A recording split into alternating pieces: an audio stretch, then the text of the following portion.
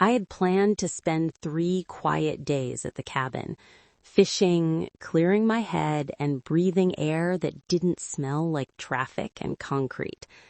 But early on the second morning, I realized I'd made a stupid mistake. My house keys were still in the glove compartment of the old truck I'd driven up there. No spare set, no easy fix, and the idea of calling a locksmith from hours away felt pointless. So, annoyed and tired, I turned the truck around and headed back home.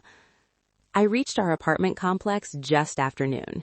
It was unusually quiet.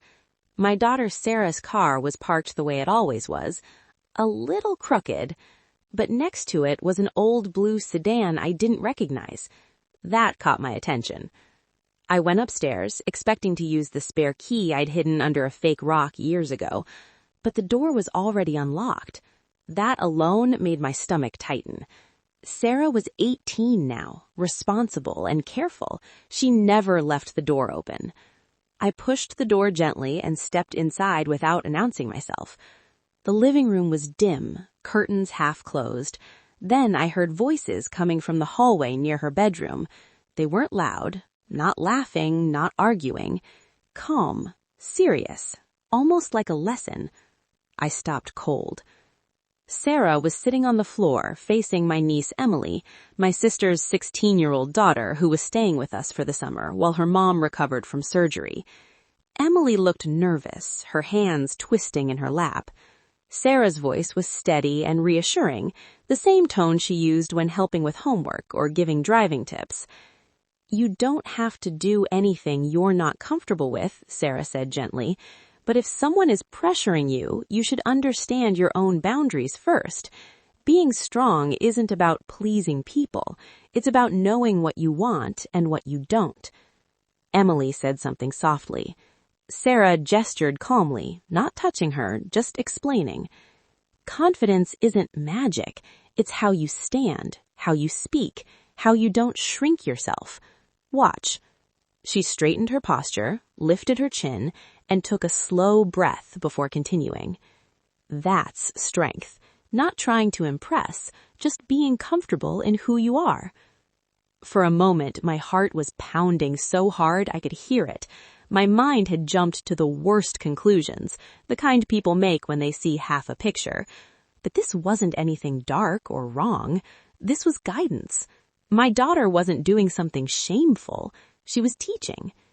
I stepped back, accidentally brushing the coat rack. It rattled. Both girls turned sharply. "Dad?" Sarah said, eyes wide. Emily pulled her knees closer, startled. "I forgot my keys," I said quickly, raising my hands. "I came back early. I didn't mean to interrupt." Sarah stood up, brushing off her jeans.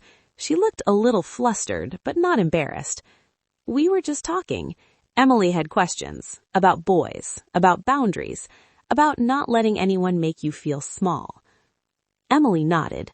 "Sarah's helping me figure out how to say no without feeling guilty." I let out a long breath I didn't realize I was holding. All the fear drained away.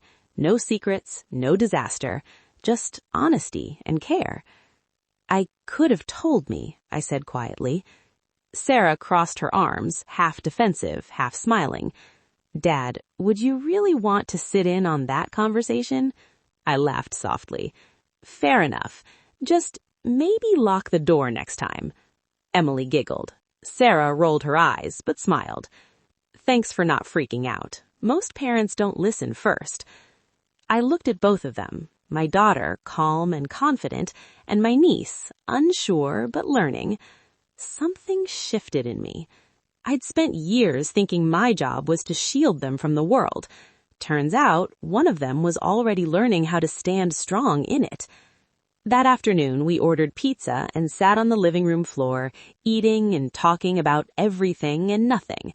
I mostly listened, and for once, I didn't feel like I had to fix anything. Later that night, I stopped by Sarah's door. "I'm proud of you," I said.